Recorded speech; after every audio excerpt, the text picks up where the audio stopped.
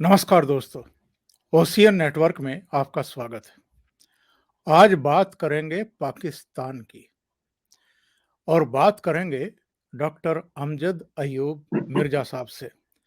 और मिर्ज़ा साहब से तो आप बिल्कुल भी अपरिचित नहीं है, एक जाना-पहचाना चेहरा हैं और पीओजेके के ऐसे एक्टिविस्ट हैं जिन्होंने अपना पूरा जीवन ही एक कॉज़ के लिए समर्पित कर दिया है। डॉक्टर साहब, बहुत स्वागत है।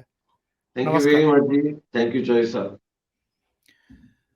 मिर्ज़ा साहब, सबसे पहले हम बात करेंगे ख्वाजा आसिफ के उस बयान की जो अभी उन्होंने हाल में दिया है।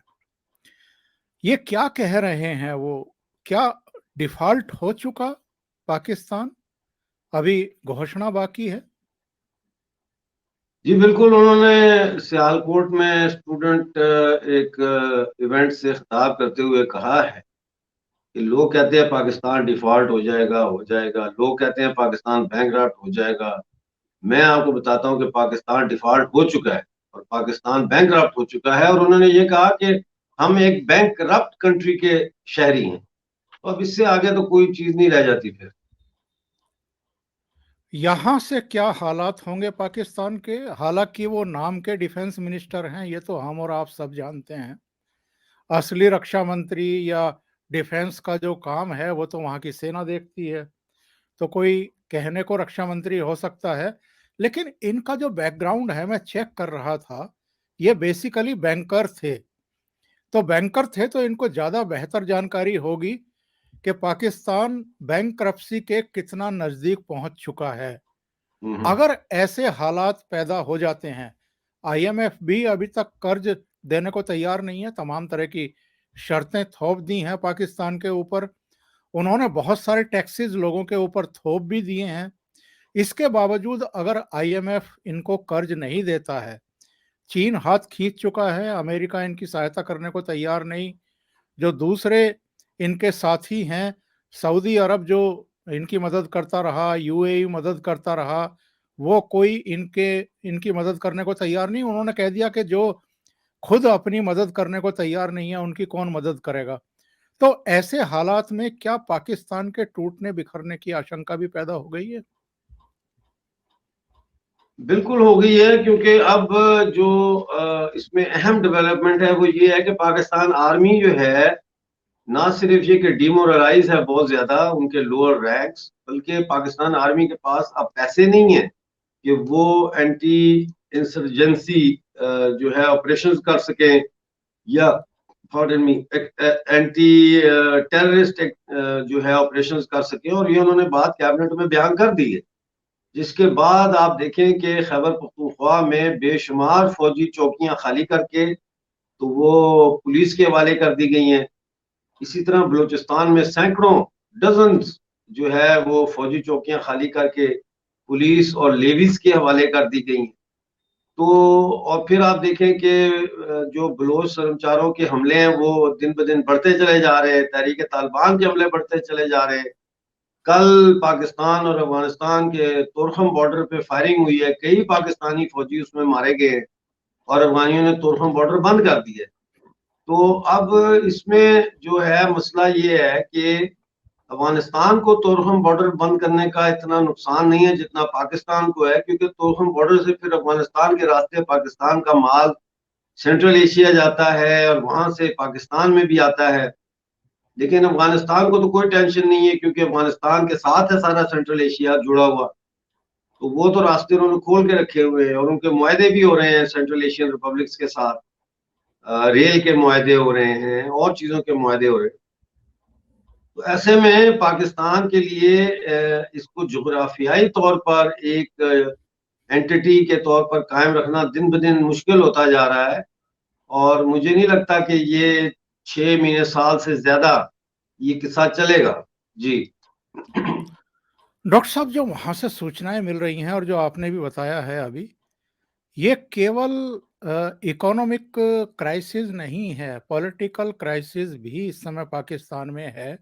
और जो अभी आपने जानकारी दी कि हमले हो रहे हैं, ना केवल टीटीपी की तरफ से बल्कि लब्बैक की तरफ से, इसके अलावा अफगानिस्तान से इनके बहुत रिश्ते खराब हो चुके हैं।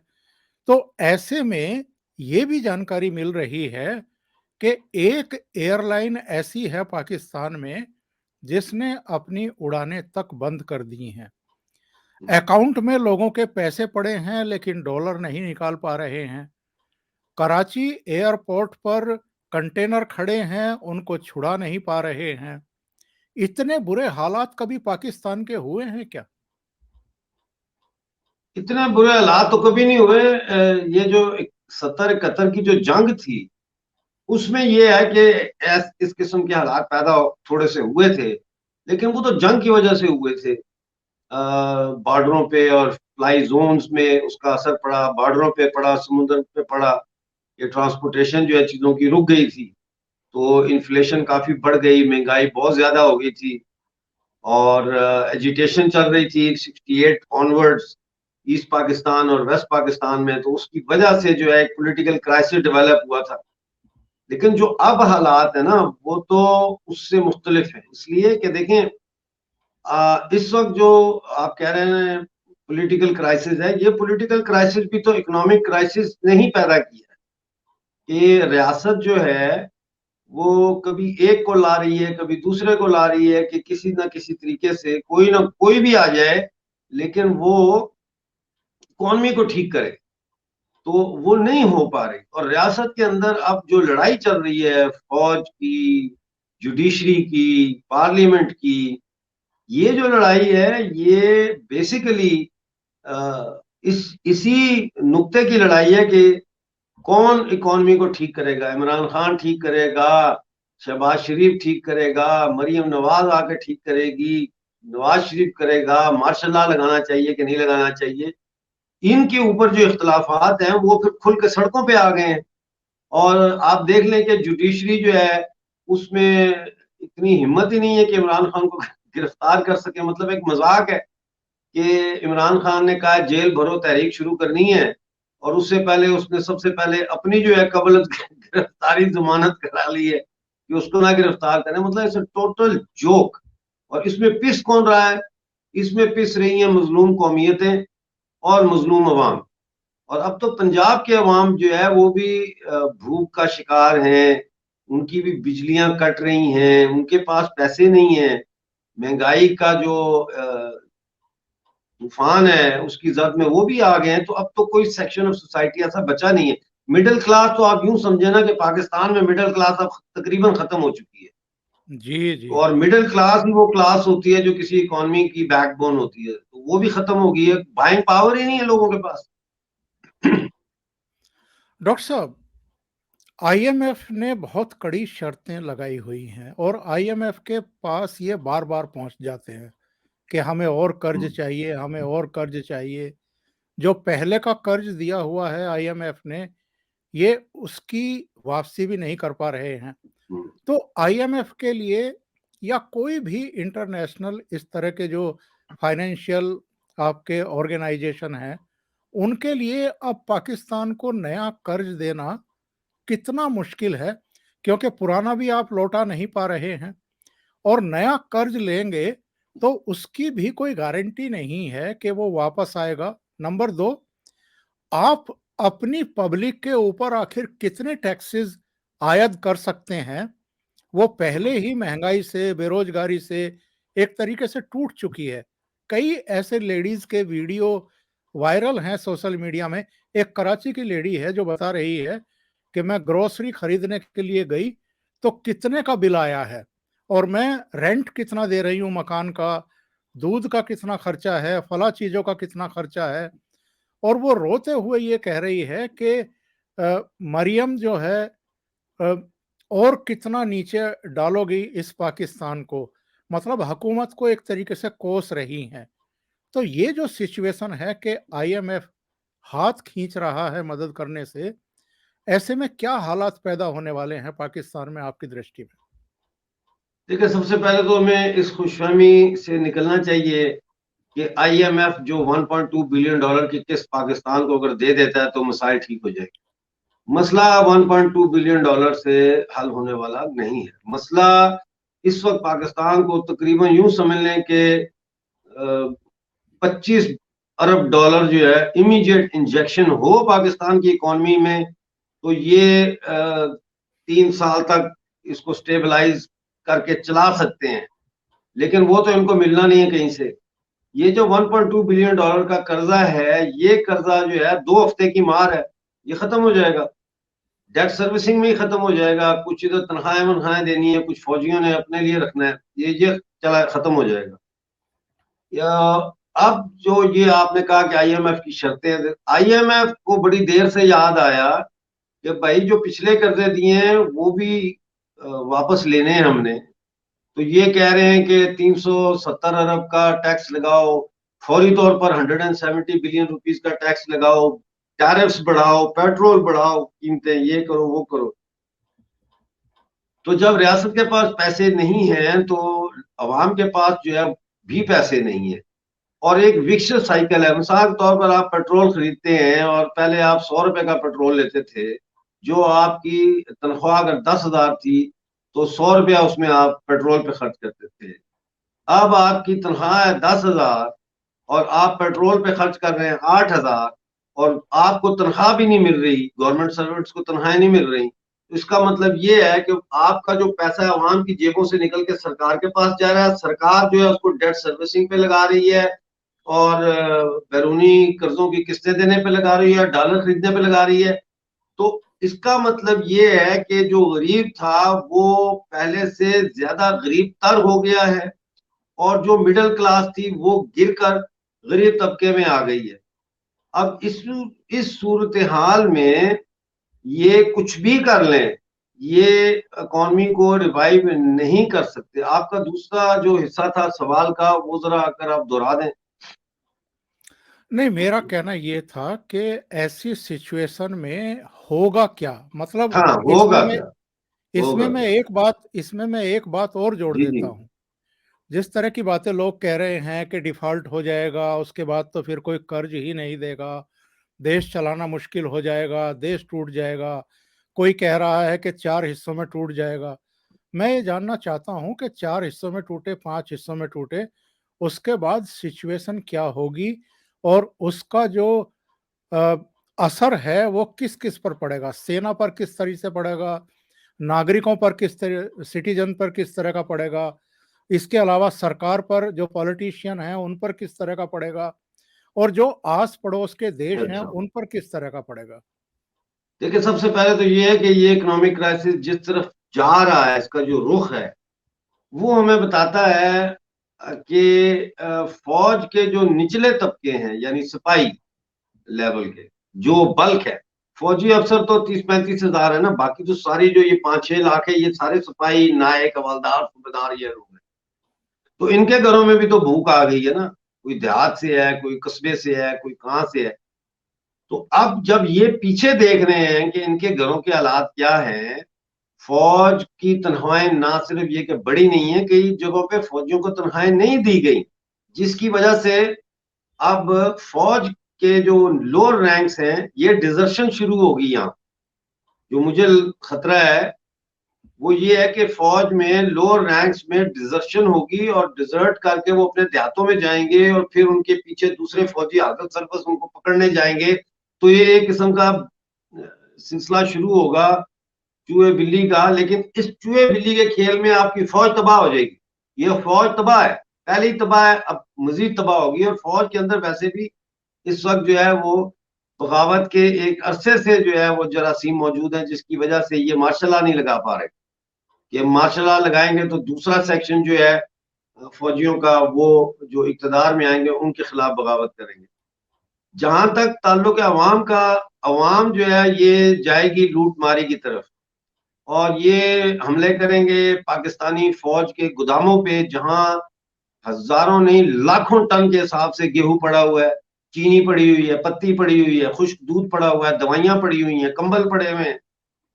तो ये वहां पे अब लोग जो है उनके ऊपर हमला आवर होंगे। इसके अलावा जोग्राफियाई तौर पर अगर ये टूटता है तो बलूचिस्तान को कुछ नहीं होगा, बलूचिस्तान तो आजाद हो जाएगा, वहां एक डेमोक्रेटिक गवर्नमेंट सेटअप बनेगा। हो सकता है शुरू में कोalition गवर्नमेंट बने, बाद में इलेक्शन करवाएं और फिर वो एक सिलसिला वहां चल पड़ेगा, और उनके मुआहदे भी हो जाएंगे इंडिया के साथ, ईरान के साथ और मुल्कों के साथ। बलूचिस्तान ठीक हो जाएगा। बल्कि वो चाइना के साथ भी हो सकता है मुआहदे अपने करें सी पैक के वाले से। जहां तक ताल्लुक है खैबर पख्तूनख्वा का, तो इसका चांस ज्यादा यही है कि ये अफगानिस्तान के साथ जुड़ जाएगा, जिसका मतलब ये है कि अफगानिस्तान का बॉर्डर जो है वो पंजाब तक आ जाएगा। जहां तक सिंध का ताल्लुक है, तो सिंध जो है और पंजाब के जो जागीरदार हैं, इनकी पूरी कोशिश होगी कि किसी न किसी तरीके से सिंध और पंजाब को मिला के जो बाकी बचता है, इसको बतौर पाकिस्तान कायम रखें और वापस लेने की कोशिश करें वो टेरिटरी जो आजादी हासिल कर चुकी हैं। लेकिन इस छीना झपटी में जो है वो इतना कुछ ये गवा देंगे कि फिर सिंध जो है वो भी वहां आजादी की तहरीक मौजूद है, मुसल्लह तहरीक है, वो भी इनसे अलग होगा और पीछे रह जाएगा आपका पंजाब। तो उसको हम संभाल लेंगे, क्योंकि हमारा जो जम्मू कश्मीर है वो हम फिर इसको आजाद करा के, तो पोठवार का जो पूरा खिता है, इसके जो यहाँ पे जो पोठवार के अंदर जो आजादी की स्ट्रगल चल रही है उसको सपोर्ट करेंगे। और उसका मतलब ये है कि आपका ये जेलम शेलम का इलाका, रावलपिंडी, ये टेक्सला तक, अटक तक, ये जितना इलाका है अटक से पहले का, बाकी उधर का अटक तो अफगानिस्तान में चला जाए, ये सब पोठवार बन जाएगा। तो हो सकता है कि रिपब्लिक ऑफ पोठवार भी निकल आए बीच में से।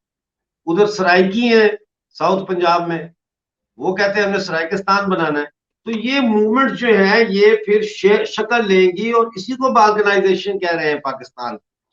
5 से 4 नहीं, 4 से ज्यादा मुल्क निकलेंगे यहाँ से और वो डिपेंडेंट होंगे फिर इंडिया के ऊपर और बड़े फ्रेंडली टर्म्स के साथ, और इंडिया वहां पे डेवलपमेंट भी करेगा और ये वहां पे उनके साथ ट्रेड करेंगे और ये पूरा खिता जो है ये फिर एक जो इंडिया की जर्नल जो उड़ान है प्रॉस्पेरिटी की, उससे फायदा उठाएगा, उसका हिस्सा बनेगा।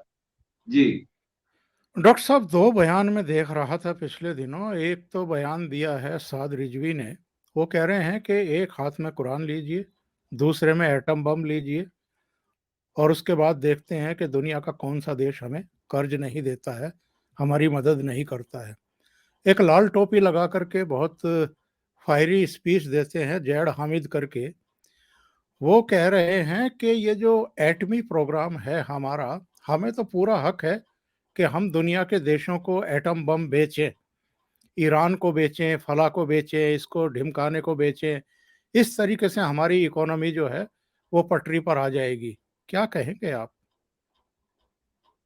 पहले तो मैं ये कहूंगा कि ये साद रिजवी का बयान और ये जायद का बयान जो है, इनकी मेरे नजदीक कोई अहमियत नहीं है। ये वही बयान है जैसे शेख रशीद या अब होम मिनिस्टर थे तो कहते थे हमारे पास पाव पाव के बम है, समझे ना। तो ये बयानात की कोई वो नहीं है वैल्यू। मैंने 2.5-3 हफ्ते पहले अपने वीलॉग में पूरी दुनिया में इंग्लिश में वीलॉग किया, उसको एएनआई ने भी उठाया, इंडिया में बहुत चर्चा हुई उसकी, जिसमें मैंने ये दावा किया था कि पाकिस्तान अपने न्यूक्लियर एसेट्स और यूरेनियम और न्यूक्लियर टेक्नोलॉजी और न्यूक्लियर वॉरहेड्स वो बेचना शुरू कर दिए उसने ब्लैक मार्केट में।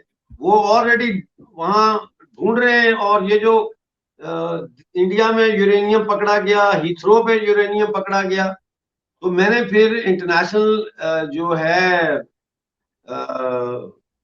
एनर्जी एटॉमिक जो एजेंसी है उसको अपील की कि आप लोग फौरी तौर पर अपना डेलीगेशन पाकिस्तान भेजें और इसका कंट्रोल अपने हाथ में लें, एटॉमिक एनर्जी प्रोजेक्ट्स का। तो 4 दिन पहले पहुंच गए वो पाकिस्तान, एटॉमिक एनर्जी एजेंसी के जो सरबराह हैं वो पहुंच गए और उनकी तस्वीरें आ गई हैं कि वो एटॉमिक एनर्जी के अंदर जहां पे इनका सारा सिस्टम लगा वहां गए, उन्होंने इंक्वायरी की है। अब आगे क्या बातचीत हुई है वो इन्होंने ना रिलीज किया ना उसका मुझे पता है। लेकिन ये जो सात गिरवी वगैरह हैं ये तो ऐसे ही बस इनकी इनकी कोई वैल्यू नहीं है, इनके बयानात। जी। डॉक्टर साहब, मैं ये भी जानना चाहूँगा, ये जो एक सुझाव दिया जा रहा है और शायद आईएमएफ ने भी ये सुझाव दिया है कि आपके देश की जितनी आबादी है, जितना साइज है, उसके हिसाब से जो सेना का साइज है वो कहीं ज़्यादा है। तो सेना में आप कटौती करिए, सेना के खर्चों में कटौती करिए। क्या ऐसा कोई भी सरकार करने का साहस दिखा सकती है, हिम्मत दिखा सकती है? देखिए, कटौतियां तो उन्होंने की हैं कुछ, जैसे इन्होंने जो कंबाइंड मिलिट्री हॉस्पिटल्स हैं इनके, वहां पे इन्होंने रिटायर्ड फौजी अफसरों के और उनकी फैमिलीज के ट्रीटमेंट्स बंद कर दिए हैं, ऑपरेशन फ्री बंद कर दिए हैं।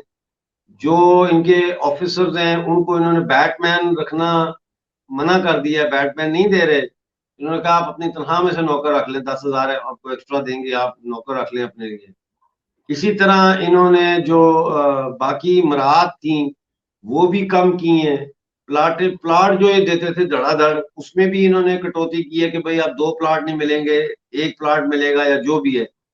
और इसी तरह से इन्होंने जो फौजियों को जो सफर करने का टीएडीए मिलता था या पेट्रोल अलाउंस मिलता था, उन सब में इन्होंने कटौतियां की। लेकिन इन कटौतियों का आटे आटे में नमक के बराबर है। जहां तक बात है आर्मी को कम करने की, एक्सक्यूज मी, ये कैसे कम करें? बलूचिस्तान में इंसर्जेंसी चल रही है, खैबर पख्तूनख्वा में लड़ाई चल रही है, अफगानिस्तान के साथ आपकी लड़ाई शुरू हो गई है। सिंध वाले जो है वो आए रोज पटड़ियां उड़ा देते हैं बम धमाके करके। हम 22 अक्टूबर की तैयारी कर रहे हैं। मतलब है अगर हमारा फ्रंट भी खुल जाता है पीओजेके में और गिलगित बल्तिस्तान में, तो फिर पाकिस्तान आर्मी क्या कैसे लड़ेगी? 5 महाजों पे ये लड़ सकते हैं? सवाल ही पैदा नहीं होता। तो ये टूटेगी आर्मी, ये घुटनों के बल चल के आएंगे इंडिया के पास, घुटनों के बल ये आर्मी चल के आएगी कि जनाब हमें गलती होगी, माई बाप आप अपना कश्मीर भी ले लो, जो करना है करो, हमें जो है वो आटा दाल चीनी प्याज टमाटर दे दो। ये घुटनों के बल चल के आएंगे। मैंने तो इनको कहा है, अगेन अनदर वीलॉग जो वायरल हुआ इंडिया में, एएनआई ने और दूसरी एजेंसियों ने बहुत चलाया उसको। मैंने कहा it's time for Pakistan army to surrender again, surrender to the Indian army. और इंडियन आर्मी को मैंने कहा कि आप नया इंस्ट्रूमेंट ऑफ सरेंडर तैयार करके जेब में रखें। इसको पाकिस्तान आर्मी को देखें सरेंडर करना चाहिए। कब तक हम ख्वाबों की दुनिया में जिएंगे कि ऐसे हो जाए तो ये पाकिस्तान ठीक हो जाएगा, वैसे हो जाए तो पाकिस्तान ठीक हो जाएगा। यानी एक मरीज मर रहा है यार, उसको मरने दो। आप वही हिसाब कर रहे हैं कि एक मरीज जो है वो कोविड से मर चुका है, लेकिन आप कहते हैं नहीं रेस्पिरेटर दबा के रखो, इसको स्टीरॉइड दबा के दो, इसको एक और बूस्टर लगाओ वैक्सीनेशन का, तो भाई मरने दो उसको। मेरी वालदा का मैं आपको एक मिसाल देता हूँ। मैं अपनी वालदा के आखिरी दिनों में उनके पास नहीं जा सकता एग्जाइल की वजह से। जी जी। तो रात को मेरे साथ मेरी बहन ने बात की। उन्होंने कहा देखो अभी अम्मी की तबीयत बहुत ज्यादा खराब हो चुकी है और वो मतलब है हिजान में है, वो ना कॉन्शियस है ना अनकॉन्शियस है। तो हम क्या करें, हॉस्पिटल ले जाएं इनको? मैंने कहा नहीं, हॉस्पिटल नहीं लेके जाओ, घर पे ही रखो। आज अम्मी की आखिरी रात है, कोई बात नहीं, घर में ही रखो। मैंने कहा इनको अस्पताल ले जाते ये हो सकता है दम तोड़ दे, तो क्यों इतनी तकलीफ दें? सीढ़ियों से नीचे लाएं, एम्बुलेंस में डालें, फिर हॉस्पिटल में, फिर सर्दी है, फिर। तो बात कहने का मकसद ये कि इंसान को हकीकत पसंद होना चाहिए, हकीकत पसंद होना चाहिए। पाकिस्तान मर रहा है, आप इसको आईएमएफ का टीका लगा रहे हैं, आप कभी कह रहे हैं चाइना इसको लोन दे दे, कभी कह रहे हैं फलान लोन दे दे। भाई क्यों एक मरते हुए शरीर को आप अजियत क्यों दे रहे हैं? क्यों दे रहे हैं अजियत? मरने दो उसको। और डॉक्टर साहब जो 22 अक्टूबर का आपने टाइम मुकर्रर किया हुआ है, तय किया हुआ है, तब तक अगर पाकिस्तानी सेना पीओजे के गिलगिट बाल्टिस्तान नहीं छोड़ती है तो इंग्लिश में कहते हैं we will cross that bridge when we come to it. फिर उस वक्त देखी जाएगी, उस वक्त फिर देखी जाएगी। लेकिन हमने एक हमारे हेडक्वार्टर से जो है वो आज लंदन में स्टेटमेंट जारी हुआ है जिसमें ये कहा गया है कि 22 अक्टूबर से आगे एक दिन की भी डेडलाइन नहीं दी जाएगी पाकिस्तान आर्मी को। और जितने गवर्नमेंट सर्वेंट हैं जो नॉन रेजिडेंट हैं, यानी जम्मू कश्मीर के रहने वाले नहीं हैं, पंजाब से हैं या खैबर पख्तूनख्वा से हैं, वो 22 अक्टूबर तक अपनी या तो ट्रांसफर करवा लें या यहाँ से निकल जाएं, क्योंकि they will become equally, they will be targeted as Pakistan army. इसी तरह हमने जो गवर्नमेंट एम्प्लॉइज हैं पीओजेके के, उनको भी कह दिया है आज कि आप लोग जो है 22 अक्टूबर तक आप इस सिटिंग गवर्नमेंट के साथ बिल्कुल कोऑपरेट ना करें, और 22 अक्टूबर के बाद आप जो हमारी पैरेलल गवर्नमेंट बनेगी, जो हम अभी उस पर काम हो रहा है, जब वो बनेगी तो आप हमारे अहकामात पे काम करें, जो नहीं करेगा उसका ट्रायल होगा। हमने तो पूरा वाज़े आज हमारे हेडक्वार्टर से स्टेटमेंट जारी हो गया इस बारे में। तो हम बड़े संजीदा हैं इस मसले पे। इस वक्त हम दो काम कर रहे हैं। एक तो हम अपना जो पैरेलल गवर्नमेंट फॉर्मेशन है उसका जो तैयारी कर रहे हैं और किस तरह उसको हमने फंक्शनल बनाना है। दूसरा, हम पीओजे के टेक ओवर करने के बाद पहले 100 दिन हमने क्या करना है उसका पूरा एक ब्लूप्रिंट तैयार कर रहे हैं, प्लान तैयार कर रहे हैं कि पहले दिन ये करना है, पहले 5 दिन में ये, 10 दिन में ये, इस तरह से फिर 100 दिन में ये। तो वो हम सारा कर रहे हैं और हमारा ख्याल है कि हमें 100 दिन लगेंगे जो है वो फुली इंटीग्रेट होने में यूनियन टेरिटरी जम्मू कश्मीर और लद्दाख के साथ। 100 दिन का हमारा एक ट्रांजिशन पीरियड होगा जिसमें हमारी ट्रांजिशन गवर्नमेंट होगी that will look into the affairs of these occupied territories, enter into negotiations with the Indian government and see how this transition can be facilitated smoothly.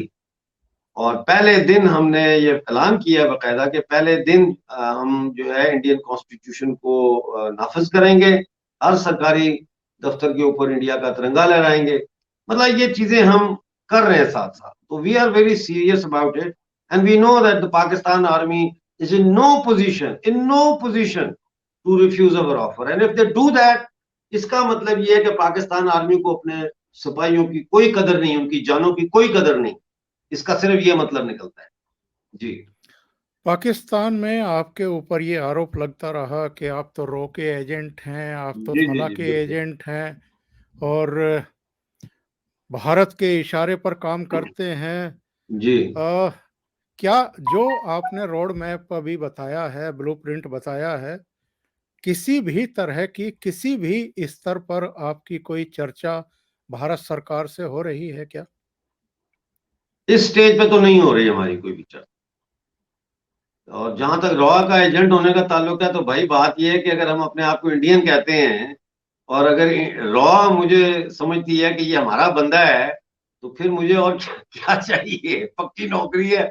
हाँ, पीओजे के आजाद करा के raw में job करेंगे, मुझे इससे क्या है? जब एक पाकिस्तानी जो है वो आईएसआई पे फख्र करता है, वो कहता है कि मैं आईएसआई जो है हमारी जबरदस्त एजेंसी है, और अगर आप उसको कहें तो आईएसआई का एजेंट है तो वो फख्र करता है। जब किसी इजरायली को आप कहते हैं कि तू मोसाद का एजेंट है, तो वो फख्र करता है कि मेरे वतन की, मेरे देश की रक्षा करने वाली एजेंसी है। तो मुझे मुझे क्यों इस बात से आग लगेगी कि कोई मुझे कहे तू रॉ का एजेंट है, तू इंडिया का एजेंट है? मैं किसी के इशारे पे नहीं चलता, मैं मुशावरत से चलता हूँ। मेरी पार्टी का नाम है तहरीक इत्तेफाक राय, मूवमेंट फॉर कंसेंसस। हम किसी के ऊपर कोई चीज थोप नहीं रहे, ना लागू कर रहे हैं। हमने किसी पार्टी को नहीं कहा कि आप अपनी पार्टी खत्म करके जम हो जाएं। हमने कहा आप अपनी पार्टी रखें, भले रखें, लेकिन आप इस एक पॉइंट एजेंडे के ऊपर हमारे साथ यूनाइटेड फ्रंट बनाएं, सब मिलके इस पाकिस्तान की गुलामी से आजादी हासिल करें। और 26 अक्टूबर 1947 का जो हमारा महाराजा हरि सिंह के साथ जो मुआहदा हुआ है, उस मुआहदे की पासदारी करें। वरना महाराजा गुलाब सिंह से लेकर महाराजा हरि सिंह तक किसी भी महाराजा का नाम लेने का आपको हक नहीं पहुंचता, कोई हक नहीं पहुंचता आपको। और जम्मू कश्मीर का बासी होने का भी हक नहीं पहुंचता, क्योंकि ये जम्मू कश्मीर की रियासत महाराजा गुलाब सिंह ने 16 मार्च 1846 को बनाई थी। तो फिर आप कैसे कह सकते हैं कि जब उसी की औलादों ने हिंदुस्तान के साथ मुआहदा इलाक किया तो आपको वो मुआहदा इलाक कबूल नहीं है, लेकिन आपको रियासत कबूल है? ये कैसे हो सकता है? उस वक्त वो हिंदू आपको महाराजा नजर नहीं आ रहा था कि वो हिंदू है, अब आप कहते हैं हरि सिंह हिंदू है। लानत है ऐसी सोच पर और ऐसे लोगों पर। मैं आपको ये बताऊं कि इस वक्त पीओजेके का 80% नौजवान मुझे सुनता है, मुझे फॉलो करता है, और जिसे अंग्रेजी में कहते हैं ना, they look up towards me. वो कहते हैं यही एक आदमी है जो हमें इस गुलामी से निजात दिलाएगा। क्यों? क्योंकि इसका प्लान सीधा है।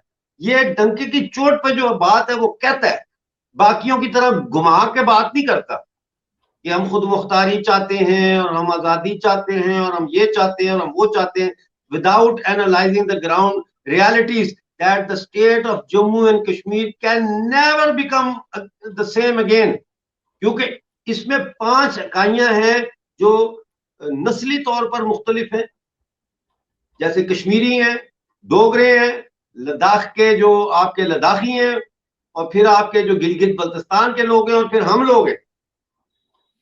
हमारे मजहब भी फर्क है। कश्मीर वाले सुन्नी मुसलमान हैं, जम्मू वाले जो है वो अक्सरियत हिंदू और सिखों की है, जो लद्दाख है वो बुद्ध मत है, बिल्कुल। गिलगित बल्तिस्तान शिया है, और हम जो है वो मिक्स है। तो कैसे आप ना मजहबी बुनियादों पे यहाँ कोई तहरीक चला सकते हैं और कामयाब कर सकते हैं, और ना नस्ली बुनियादों पे चला सकते हैं। तो इसलिए ये बात समझने की जरूरत है कि कोई भी दूसरी कौम किसी एक कौम की उसमें नहीं आएगी, हुकूमत में के जेर असर नहीं आएगी। यही वजह है कि जो 100 करोड़ आजादी की तहरीक चली वादी में, वो वादी से बाहर नहीं निकल सकी। पाकिस्तानी सुन्नी स्पॉन्सर्ड सुन्नी तहरीक मैं उसको बोलता हूँ, वो वहां से बाहर नहीं निकल सकी। और जैसे ही इकोनॉमिक क्राइसिस में पाकिस्तान फंसा और 270 हटाया, वो खत्म हो गई।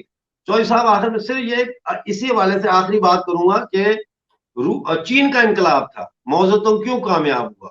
उसने जी। पूरे चीन में लॉन्ग मार्च किया। वो इसलिए कामयाब हुआ कि 98% जो आबादी है वो एक ही कौम से ताल्लुक रखती थी, खान कौम से।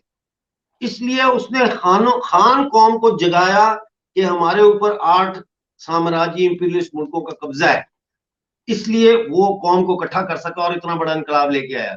रूस का इनकलाब है, पढ़े लेनिन को, आपको बाकियों को पढ़े जो रूसी बाल्शविक रेवोल्यूशन में जिन्होंने लीडरशिप का की, उन्होंने तो कभी नहीं कहा कि ये इनकलाब जो है ये इसमें वस्ती एशिया भी है, सेंट्रल एशिया भी आएगा, और ये भी आएगा, और यूक्रेन भी आएगा, और क्राइमिया भी आएगा।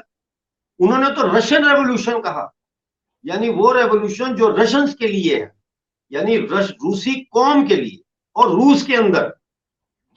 उसके बाद उन्होंने जब फतह हासिल की रूस में, तो फिर यहां से 1920 में Congress of the people of the east की गई बाकू में, अजरबैजान में, जो इंडिपेंडेंट स्टेट्स थी, और उन सबको बुला के कहा गया कि ये जो हम कर रहे हैं मॉस्को में, ये कम्युनिज्म, ये बिल्कुल इस्लाम है, ये जहाद है, आप शामिल हो हमारे साथ। डॉक्यूमेंट्स मौजूद हैं, डॉक्यूमेंट्स मौजूद हैं इसके, जो उन्होंने वहां पंफलेट निकाले बाल्शविकों ने, इस्लाम जिंदाबाद और ये। तो आप अपने आप को धोखा दें, ऐसे इस तरह से नहीं होता। और फिर जब सोवियत यूनियन ने डिलीवर नहीं किया, उनको कौमी आजादी नहीं दी within the framework of Soviet Union, तो फिर टूट गया ना सोवियत यूनियन। बिल्कुल 1990 बिल्कुल। के बाद एक यके बाद दीगर सारी रियासतें बाहर निकल गई, आजाद हो गई। इसलिए ये चीजें समझनी चाहिए, और जो शख्स को अपनी कौम का दर्द होता है, लोगों का दर्द होता है, वो लोगों को बेवकूफ नहीं बनाता, वो लोगों को रास्ता दिखाता है। वो लोगों को कहता है कि हम भूखे मर गए यहाँ, और हमारे पास डॉक्यूमेंट है 26 ऑफ अक्टूबर 1947 का, एक्सेशन टू इंडिया का डॉक्यूमेंट है। We are not Pakistanis, we are Indians. तो आज कौवा चला हंस की चाल तो अपनी भी भूल गया। आज वो साहब है कि पीओजेके के लोग और गिलगित बल्तिस्तान के लोग जो है वो इस चक्कर में कि हम मुसलमान हैं, हम मुसलमान हैं, मुसलमान हैं, वो अपनी जात भी भूल गए, कौम भी भूल गए, वतन भी भूल गए, सारा कुछ भूल गए। तो अगर मैं उनको झंझोड़ता हूँ और उनको उठाता हूँ और कहता हूँ कि मजहब के नाम पर कौम नहीं बनती, वरना बांग्लादेश अलहदा ना होता। जब मैं उनको बिल्कुल झंझोड़ के उठाता हूँ और जगाता हूँ और कहता हूँ तुम डोगरे हो, तुम गिलगिती हो, तुम बल्ती हो, तुम्हारा लद्दाख से ताल्लुक है, आगे तिब्बती नस्ल से हो, इनको समझाता हूँ तुम कौन सी नस्ल से हो, तो मुझे कहते हैं ये राह का एजेंट है। तो बहुत अच्छी बात है, फिर राह तो बहुत अच्छी चीजें सिखा रही है लोगों को। जी चौधरी साहब। डॉक्टर साहब, आखिर में ये जरूर जानना चाहूंगा, कितना कॉन्फिडेंट हैं आप वहाँ की आज़ादी को लेकर के? मैं जानता हूँ जो मादरे वतन होता है, जो आपका बर्थ प्लेस होता है, उसके उसको लेकर के हर आदमी बहुत संवेदनशील होता है। और मीरपुर आपकी जन्मभूमि, मतलब आपकी आपके पुरखों की जन्मभूमि है, तो मीरपुर लौटने का भी कहीं ना कहीं मन में होगा। वो तारीख कब होगी? क्या आपको यकीन है कि आप लोग उस पूरे इलाके को आजाद कराने में कामयाब होंगे?